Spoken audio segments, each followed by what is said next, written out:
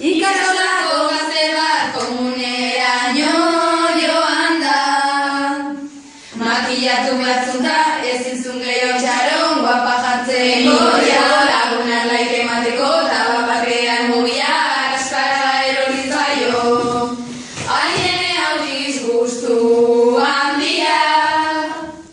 Horren adozetan jarri beharko dut eta WhatsAppa begera gazteko da komuneraino joan da. Makillatu batzunta ezin zuen gehiago txaron guapa jartzeko ja. Jakin geratu zen ordea ikusteko denborarik ez dauka.